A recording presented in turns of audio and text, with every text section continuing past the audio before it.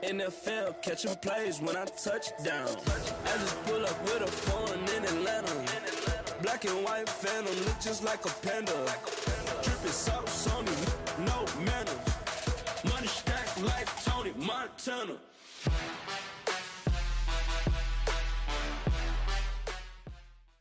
Fait qu'est-ce que t'es bon? Présente-toi, présente-moi, parle de la compagnie.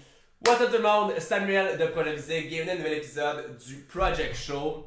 Aujourd'hui on a la chance de rencontrer un des coachs chez Projet Physique depuis le début de l'année, Coach Gab. Comment ça va? Ça va très bien toi? Ça va très bien. Gab, ça fait un bout, comme on disait, qu'il travaille avec Projet Physique. Aujourd'hui, comme on fait tout le temps avec les invités au Project Show, on veut vous parler de Gab. On veut aussi connaître l'opinion de Gab sur différents sujets. On a beaucoup de questions à chaque semaine et on le sait que dans le fitness, il y a beaucoup de différents coachs de différentes façons de penser et vous à la maison, vous êtes souvent mêlés aussi. Donc, qu'est-ce qu'on veut, c'est répondre à vos questions. Et ce qu'on veut savoir, c'est Gab, le scientifique, le connaisseur de l'entraînement et de la nutrition, on veut savoir qu'est-ce que tu penses aujourd'hui au niveau de plusieurs différents sujets qu'on va parler tantôt. Mais en premier lieu, je veux qu'on apprenne à te connaître un peu plus. Parce que bon, on te connaît chez Projet Physique, on voit les vidéos que tu fais avec nous, mais on ne sait pas nécessairement de où tu viens, c'est quoi ton background, qu'est-ce que tu fais dans la vie pour être entraîneur, qu'est-ce qui t'a donné le goût de faire ça aussi. Donc, je veux que tu nous parles un petit peu de toi. Okay. Bonjour tout le monde. Moi, il y a à peu près 5 ans, j'ai lâché le cégep, j'ai vu que c'est pas ça que je voulais faire dans la vie, peu importe ce qu'il y avait là. Donc, je me suis dirigé en massothérapie. Je travaillais déjà dans un gym, donner des petits cours privés par-ci par-là, mais c'était vraiment rien de gros. La masso, après ça, me dirigeait vers l'entraînement. Donc, ça fait un bon 4 ans que je suis entraîneur. J'ai commencé au Body Shop dans le temps. Il n'y en a plus maintenant, le Body Shop. Non, c'est fermé. Depuis 4 ans, j'ai fait à peu près 800 heures d'études. J'ai lu l'équivalent d'une centaine de livres, juste pour que 70 cette année, je donne la claque. Là. Moi, dans la vie, comme tu le sais, comme tu le connais, j'adore apprendre, j'adore enseigner. Donc, je me dis, plus je sais de choses, plus je peux l'enseigner aux gens, plus les gens peuvent en profiter. Fait que moi, mon but, c'est de continuer à faire des entraînements privés, c'est de continuer à faire des PNL, aussi des cours de PNL, qui est une branche de la psychologie. Ouais. C'est aider à régler des problèmes, à monter des compagnies. J'aime beaucoup tout ce qui touche l'être humain, l'optimisation autant du mouvement que de la santé, que de la tête. Donc, tout ce qui va toucher là-dedans. C'est sûr qu'on a monté en gage pour Projet Physique. C'est vraiment, au départ, Projet Physique a toujours bien été depuis 2015, depuis qu'on a créé Projet Physique, mais Gab apporte vraiment une fraîcheur et une connaissance supplémentaire à Projet Physique dans les vidéos qu'on fait ensemble pour les techniques, etc. Gab a vraiment... Moi, je suis celui qui parle vite, qui sac, qui dit les niaiseries. Gab, c'est celui qui va être plus réfléchi, qui vous explique mot pour mot comment faire chaque mouvement, comment bien manger, comment faire ça, mais d'un côté plus scientifique. Et c'est ce qui a amené, je pense, Projet Physique à un tout autre niveau, parce que depuis le début de l'année, tu vas te dire, ça a changé. Ça a été rock'n'roll. Ça a changé, hein? Moi, ce que je veux savoir, Gab, aujourd'hui, comme que je disais, on a plusieurs différentes personnes qui vont poser des questions. Et ce que je veux savoir, c'est ton opinion. Tu es le scientifique chez Projet Physique. J'aime ça dire ça. Je pense que c'est un ton nouveau surnom parce qu'on vient de créer ça. Mais je pense que j'adore dire ça, le scientifique chez Projet Physique. Je veux que tu me donnes ta réponse savante et instruite de toi que tu connais. Donc, on commence tout de suite ensemble aujourd'hui, guys. L'importance de tricher ou de faire des refeeds. Il y a beaucoup de gens qui se disent, bon, moi, je veux pas tricher. Un autre qui dit, je veux juste tricher. De ton côté, quand tu parles avec un nouveau client ou quelqu'un qui veut faire un repas de triche, une journée de triche ou une journée refeed, qu'est-ce que tu lui parles au niveau de ça? Trouves-tu que c'est important de faire ça, toi? Je pense personnellement que 100% des gens devraient avoir un refeed. Okay. À savoir s'ils devraient tricher, c'est vraiment tout autre chose. Le point étant que le but souvent de faire un refeed, admettons, les gens sont low carbs, mangent 50 grammes de riz par jour, c'est classique. Faire un repas le samedi, peu importe, parce qu'on monte à 200 grammes de riz. Donc ça, c'est un refeed. On prend un glucide et on en met 4 fois plus dans le repas. Donc c'est pas une triche, parce que c'est vraiment bon pour la santé, ça fait un refeed. Qu'est-ce que ça fait, c'est que c'est extrêmement bon pour la tête. Donc ça mange beaucoup de sérotonine, l'hormone du bonheur. Donc c'est très bon pour la tête, c'est bon pour les réserves de glycogène. Puis dans le fond, les réserves d'énergie musculaire. Donc après ça, au gym, après ça, tu as plus d'énergie, plus de pompe. Donc pour moi, juste ces deux affaires-là, c'est une excellente raison de faire un refeed. Maintenant, savoir à tricher. Le problème avec manger quelque chose qui est bon pour la santé. Autant que je l'encourage qu'un dit, Gab, j'ai bu du vin en fin de semaine, puis j'ai mangé un repas avec ma famille, mangé du chocolat, peu importe. Go for it, amuse-toi, j'encourage 100%. La seule affaire, c'est est-ce que la personne est capable de revenir de ça. Ouais, c'est difficile. Il y a un petit pourcentage de gens qui trichent une fois, vont tricher 2 fois, 3 fois, puis ils vont faire la semaine juste à tricher. Fait que malheureusement, il y a des gens qui au niveau mental ne sont pas prêts à tricher. Ben, eux, je vais faire des refills réguliers. À chaque 2-3 jours, on met 2-3 fois plus de riz dans leur souper, ça va faire en masse. Mais sinon, moi, j'ai ça des règles. Mettons que quelqu'un va tricher. Ouais. Mettons, pas plus que 2 heures. Ce qui fait que tu as moins de chances d'exagérer, de passer finalement à faire un cheat day, non juste un cheat Fait que c'est meal. pendant 2 heures, il mange 2 heures. ce Ouais, qu'il veut. tu manges ce que tu veux. Mais l'autre règle que j'aime donner, encore une fois, mes règles sont Ouais. toujours, c'est des conseils, suis-les si tu veux, Ouais, mais ouais. c'est pour diriger. Pas le droit de te lever. C'est intéressant cette règle-là. Ok. Ce qui fait que tout ce que tu dois manger est à portée de main. Fait que tu fais ton gros stack devant le sofa, Exactement. t'apportes tout ça là, Fait tu que sais ce que t'as le droit de Fait que là, t'as pas le choix. Tu peux pas aller au Walmart acheter quelque chose, tu peux pas aller à la crèmerie. Tout Ok. est devant toi. Moins de chances d'exagérer encore une Bien, fois. ouais, ouais. Troisième affaire, c'est essayer de tricher sans l'avoir prévu avec des gens que t'aimes. Il n'y a aucune meilleure manière de digérer que manger calmement avec des gens que t'aimes. C'est vrai. C'est malade. C'est le problème, je pense, la majorité du temps, quand on va cheater, je sais que les gens à la maison, vous êtes d'accord, on va cheater des all you can eat, on va aller au restaurant, on va se bourrer, ou la pizza, le Ben Jerry, le blabla, mais on finit à la gorge comme ça. Puis je pense que c'est là que ça peut être dommageable, des fois sur le long terme, du fait que c'est tellement pas, first of all, calculé. Bon, c'est pas bon pour la santé, mais comme on dit de temps en temps, c'est pas si grave que ça, mais c'est vraiment le fait de manger sans fond, de se Effectivement. donner pratiquement mal au cœur pour au final essayer de se récompenser. First, je pense que c'est pas logique. Vraiment pas. Puis de l'autre côté, comme que tu dis, d'avoir des aliments plus sains qui sont calculés, ou sinon d'avoir vraiment une période plus courte. Ouais. Je pense que c'est plus simple pour n'importe qui d'être capable de juste stick to it, de rester à ça, puis après peut-être de revenir. Exact. Le point d'exagération, c'est le plus important. Ça va prendre une vingtaine de minutes avant que le sentiment de satiété y arrive. Fait que t'as plus faim, mais tu le sais juste 20 minutes plus tard. Et toi, tu continues à manger. Fait que quand vous êtes proche de ne plus avoir faim, en général, c'est un signe dans 20 minutes, vous êtes complètement rempli, même si t'arrêtes de manger là. Fait que genre 80%, ça tenait. Puis en plus, si vous commencez la transformation là, aujourd'hui, semaine prochaine, là, si vous êtes encore super inflammé, la plupart des gens sont inflammés parce qu'ils vont manger toujours du sucre, des céréales, du pain, whatever. Fait que l'inflammation, toujours gonflée, ça vient. Quand tu es super inflammé, c'est beaucoup plus difficile de perdre du poids, voire des fois impossible, ça l'arrive. C'est vrai. Fait qu'un est inflammé, triche samedi, mais va un cheat de malade, là. Il passe les 4 prochains jours inflammé à digérer son cheat. Fait que là, de samedi à jeudi, il n'a pas perdu de poids. Vendredi, perd du poids, samedi, il cheat. Fait qu'il y a des gens, parce qu'ils prennent un cheat de malade, ils perdent du poids 1 jour par semaine. C'est malade, ça fait toute la différence. Ah oui. Tu aurais perdu plus de poids à juste un repas très joint, juste à manger du riz à la place. Puis mon dernier point, qui est vraiment justement, c'est n'exagère pas. C'est mangeant, profites-en, mais 80%. Parce qu'après 80%, tu es sûr d'avoir mal au ventre, peu importe ce que tu fais. C'est Fait que automatique. j'espère que ça peut vous ouvrir un petit peu l'esprit, first of all, à comprendre c'est quoi un plus un cheat meal. C'est pas un cheat day, first of all, et d'être capable d'être. Comment tu peux dire ça? D'être Là, j'ai intelligent. responsable avec ce que tu manges un peu, parce que c'est vrai que même en une journée, on peut quand même scraper qu'est-ce qu'on a fait le reste de la semaine. Vraiment, malheureusement. Tu sais, c'est aussi sûr que ton calorie par jour perdre du poids, c'est 1300 calories. Pour le fun. Fait que pour maintenir, ça serait 1500, perdre du poids, t'as 1300. T'as un 200 calories de déficit à peu près. Ouais. On peut aussi voir ça à la semaine. À la fin de ta semaine, tu as 1400 calories de déficit. OK? Ouais. Tu as fait un cheat day. Au lieu de manger 1500 calories, tu en as mangé 6000. 6000, c'est rien, là. C'est un burger, des frites, un dessert, une poutine, Pas puis si whatever. dur, oui. C'est zéro, là. Fait que ça fait que dans ta quantité totale de calories, à la fin de ta semaine, tu finis avec un plus 3000, plus 4000. Ouais. Fait que vous finissez avec un moins 2000, admettons que ça a été la perte de poids, whatever, les chiffres, là. Ouais. Tu finis avec un positif calorie et non un négatif. Fait que toi, tu fais un refeed de riz, tu as mangé 200 grammes de plus de riz, mais ton déficit calorique est quand même là à la fin de ta semaine. Fait que Donc, c'est finalement, au lieu d'avoir un égal ou un peu moins, tu as bossé tes calories solides à cause d'un repas. quand une journée, tu as une fuck up toute ta C'est semaine au fou, là. complet. Fait que c'est important ça, guys. Deuxième question. Bon, ça c'est un petit peu plus. Un peu plus savant, guys.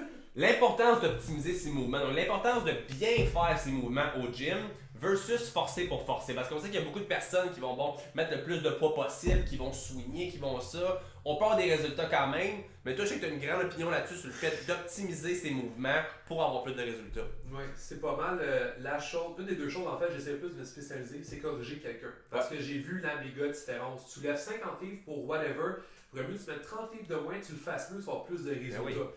Le but, guys, c'est jamais de lever une charge. Moi, il fait du powerlifting. Powerlifting, c'est prendre la charge, la lever rapidement, puis c'est tout.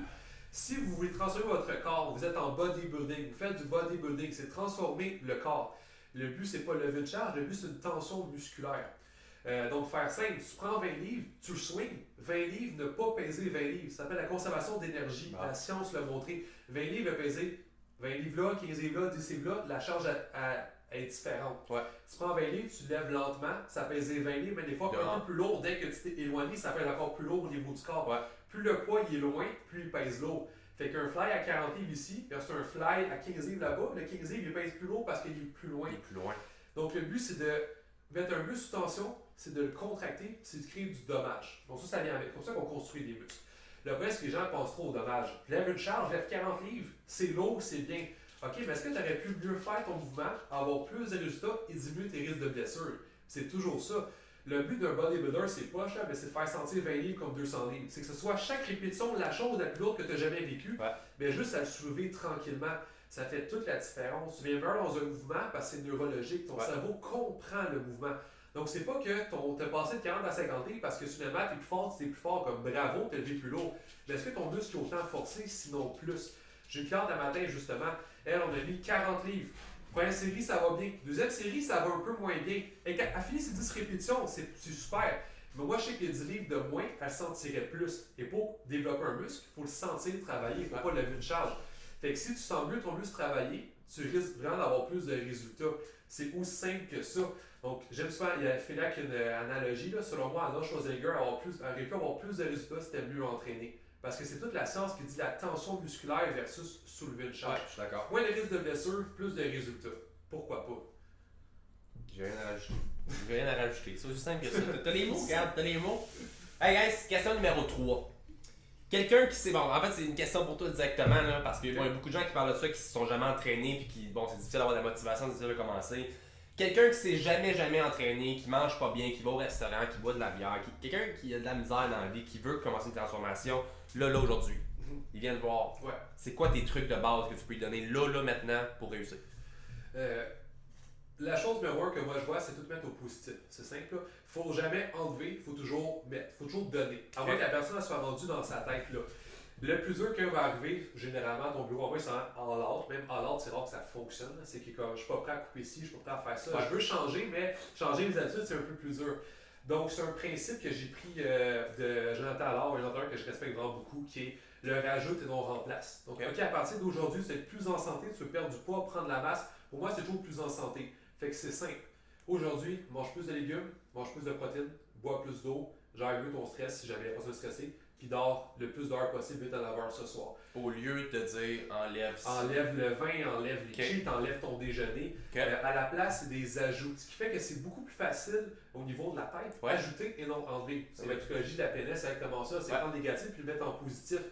Donc, la personne, elle n'a pas de diète, elle n'a pas un régime. Aujourd'hui, je t'ai demandé de manger 6 tasses de légumes, boire 3 litres d'eau, manger des protéines à tous tes repas, mais sans casser des protéines puis mieux dormir. Juste ça va faire que la personne va être plus en santé. Vu qu'il est plus en santé, le corps va se rendre à un poids qu'il veut être. Donc, quelqu'un qui a un gros surpoids, c'est rare que la santé est optimale.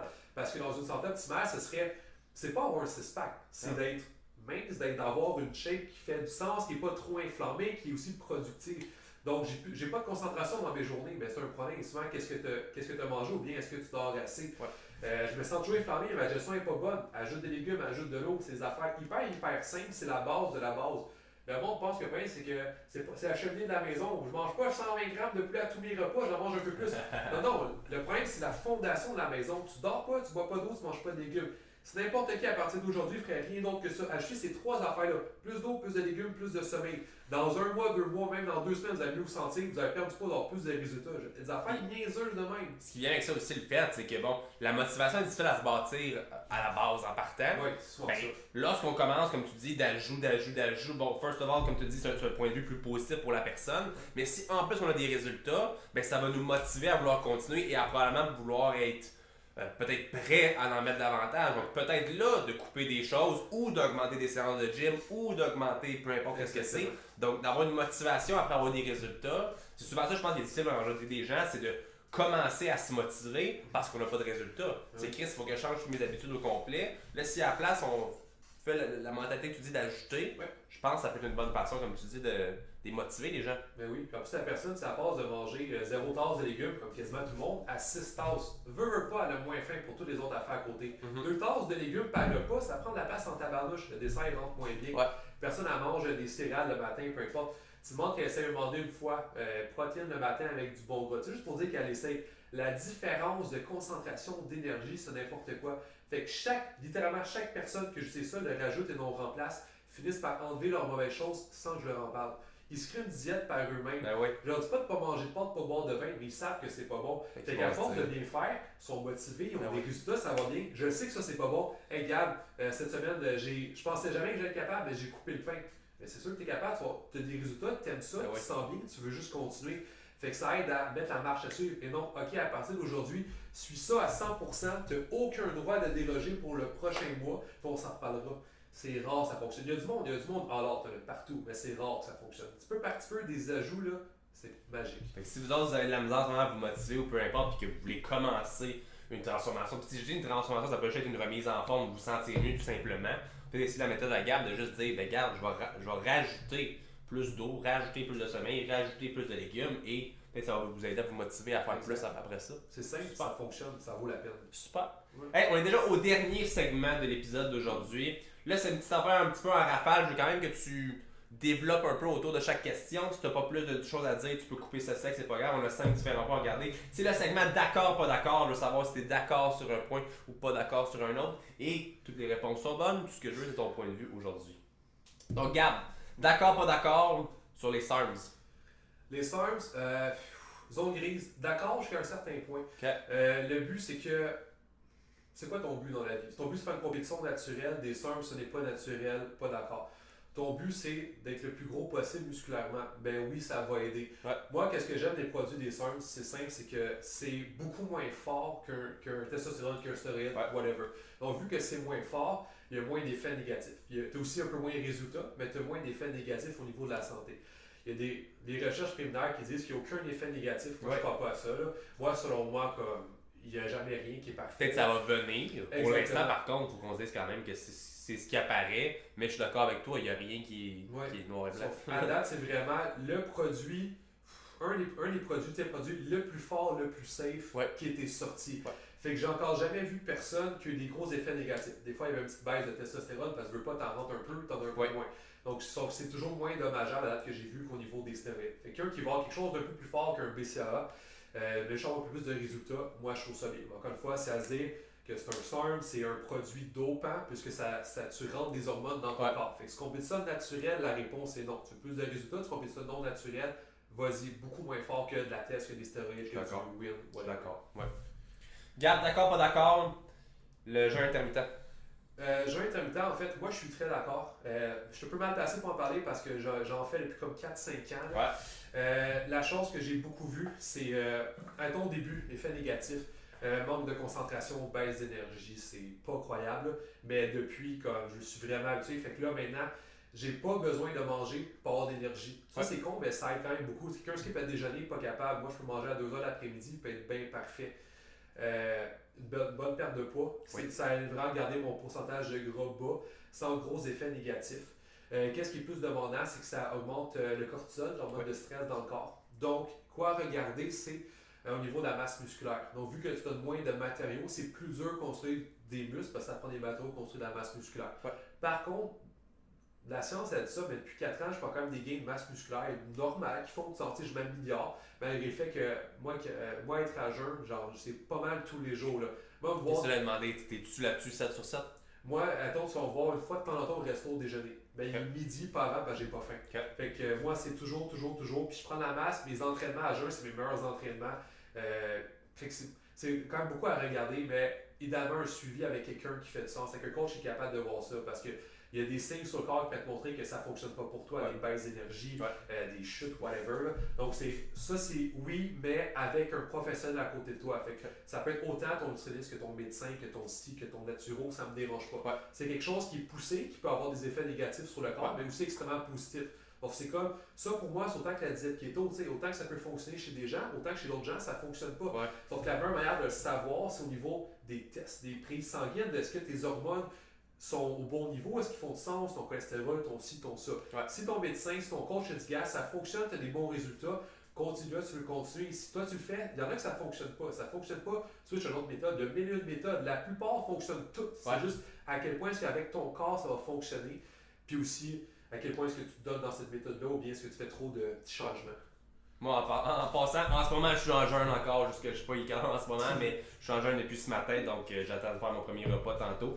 Et je me sens très très bien et je suis allé faire mon cardio ce matin. Puis c'est la prochaine question justement, parce que moi, Bon, je fais du cardio à jeun, non pas parce que je pense que c'est meilleur qu'un cardio ailleurs. J'aime faire un cardio le matin parce que ça me réveille, j'écoute mes podcasts, mes affaires, etc. Mais toi, je veux savoir ton avis. D'accord, pas d'accord avec le cardio à jeun?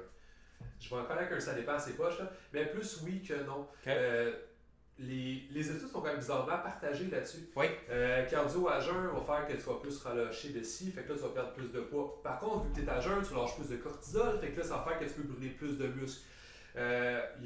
Moi je me dis qu'il y a des gens depuis des dizaines d'années qui donnent des cardio à jeun à leurs clients avant leur compé whatever, puis perdent du gras, puis perdent pas de muscles.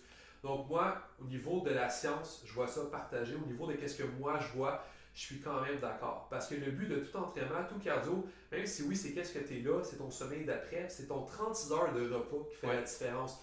Fait que ton 1 heure de cardio, attends, c'est 1 heure cardio à jeun, tu sais, classique avant compé, là. C'est pas censé être assez de stress pour que ça te brûle ton muscle, que ça n'a pas rapport. Si on pense à l'homme des cavernes qui marchait 2 jours à trouver sa bouffe et qui faisait des sprints, tu sais. Fait que son voix, c'est toujours encore une fois, regarde, est-ce que ça fonctionne pour toi? Est-ce que tu brûles la masse musculaire ou est-ce que tu vois une différence au niveau du gras? Fait que c'est comme le jeûne pour moi, c'est à essayer sous supervision. Il y a du monde ça fonctionne, du monde ça fonctionne pas. Donc, encore une fois, tous mes trainings sont à jeun. Je fais aucun training pas à jeun. Parce que les trainings sont toujours le matin. Puis moi, manger, m'entraîner après, je me sens pas tant bien. Mais m'entraîner à jeun, là, je suis fou. Puis je peux faire du cardio à jeun, aucun problème. Pas de baisse d'énergie. Mais s'il y a des gens qui ont des baisses d'énergie, des baisses de glycémie, des affaires comme ça, là, ce serait non. Puis au pire, des BCA avant, pendant, ça permet de pas trop dégrader les protéines, donc de brûler le muscle. Fait qu'au pire, qu'il y ait un cardio à jeun, je suis pas sûr. Mettre des BCA, mais au pire, un shake, juste pour dire qu'il y a quelque chose un petit peu. Mais je transitionnerais au pire juste à la BCA, puis à rien, juste de l'eau, si tu es capable de bien le faire. Mais encore une fois, c'est pas nécessaire. Il y a d'autres études qui montrent que cardio pas à jeun et à jeun, ça donne exactement la même chose au niveau de brûler du gras. Fait que ça serait le choix à essayer. J'irais vraiment avec ça. Super. Dernière question, guys. D'accord, pas d'accord qu'un lendemain de cheat, il faut absolument être entraîné plus fort pour perdre des calories. Là. Pas d'accord. 0, 0, 0. On va faire un pas d'accord. Super simple. Si, là je parle à vous, là, si vous trichez un méga cheat, fait que là le lendemain, hey, je vais entraîner plus longtemps, plus de cardio, c'est de la boulimie d'entraînement. Pur et simplement, c'est un gros mot, mais c'est ça. Oui, la boulimie, c'est quoi? Quand ça le rentré, je veux que ça ressorte plus. C'est exactement ça. C'est ça cette question-là. Donc, si vous trichez, faites un méga cheat parce que ça donne, c'est pas important. Le truc, c'est profitez-en, soyez heureux, gérez-le bien. Demain, allez vous entraîner normalement et faites bien votre semaine après ça. Point final. C'est rentrer plus pour sortir plus, c'est de la boulimie. C'est comment qu'on crée des troubles alimentaires. Puis au niveau de l'entraînement, la plupart des gens ne savent pas, mais on troubles alimentaires. La statistique va être un peu poche, mais c'est en général le 3/4 des filles, puis jusqu'à la moitié des gars. C'est juste que souvent, quand on pense à troubles alimentaires, on va penser à anorexie, boulimie. Mais il y en a d'autres, il y a la bigorexie, c'est toujours voir le plus gros possible. Il y a l'orthorexie, peut-être que je mange un des deux, mais c'est un des deux. L'orthorexie. Bigorexie, je pense que c'est celle des Puis l'orthorexie, c'est incapable de puer dans son alimentaire. C'est soit ça, soit c'est le contraire. Mais je sais que ça, c'est vrai. Donc, il y a beaucoup de gens que si vous êtes incapable de dévier votre plan alimentaire, ça peut être un signe de trouble alimentaire. Si vous ne voulez pas manger une calorie plus que votre plan alimentaire, ça peut être un trouble alimentaire aussi. Et ça, c'est lui aussi. Donc, c'est pas juste de je me fais vomir, c'est vraiment pas ça. C'est je vais pas manger parce que je vais avoir la cute sa vie de tantôt ou demain, c'est un trouble alimentaire. Je m'entraîne plus fort parce que j'ai triché avec, c'est un trouble alimentaire. Donc, moi, qu'est-ce que je veux, qu'est-ce que Samy veut, qu'est-ce que Projet Physique veut, c'est simple. On veut que la tête suive le corps. Si vous voulez paraître vraiment bien, mais votre tête n'est pas là pantoute parce que vous avez peur de tricher, vous avez peur de dévier, vous avez peur, vous êtes toujours en plus fort, ça ne fonctionne pas. Il faut une relation positive avec la nourriture. Comme moi, on appelle ça une transformation parce que c'est ça, on transforme le corps. Mais une transformation, c'est pas 3 mois, c'est toute ta vie. Dans toute ta vie, tu veux être plus en shape ou juste bien te sentir, être plus en santé, plus de concentration, plus d'intelligence. Mais tout ça va beaucoup passer par l'alimentation, même par l'entraînement. Donc, je fais ça, puis c'est une journée, c'est toute ma vie. Je vais être plus en santé, je vais mieux me sentir. Et non juste, je vais perdre du poids pendant 3 mois. Ok, tu as une vacance, un mariage, ok, amuse-toi, fais 3 mois radical, puis après ça, retourne tes bonnes habitudes de vie, je bois de l'eau, je mange des légumes, je m'entraîne fort, puis maintiens-le. On veut un résultat à long terme, on veut que la tête à suivre. C'est pas qu'est-ce que tu as dans un mois, c'est qu'est-ce que tu as dans un an, c'est ça l'important. On veut une progression, c'est jamais constant, jamais. Je perds du poids tout le temps.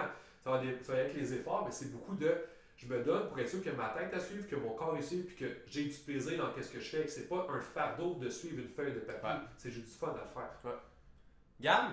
Ouais. Je pense qu'ils vont penser finalement que c'est toi qui as grandi entre nous deux. Ça se Je pense peut. que c'est toi. C'est bien une première fois que je parle pas autant, gars. Gab, un gros merci. Ça fait C'était un plaisir. plaisir de te recevoir aujourd'hui. Gab, j'espère que vous avez apprécié l'épisode d'aujourd'hui avec Coach Gab. Donc, je vous invite à aimer la page de Polyphysique si ce n'est pas déjà fait. Et évidemment, commentez, posez-nous vos questions. Si vous voulez interagir avec nous, posez des questions dans les commentaires ci-dessous. Et si vous voulez voir plus d'épisodes comme ça, vous pouvez aussi nous écrire avec qui vous aimeriez qu'on puisse. Avec qui on pourrait rencontrer les prochaines semaines. C'est ça. Guys, à la prochaine. Bonne soirée, bye bye. Bonne soirée.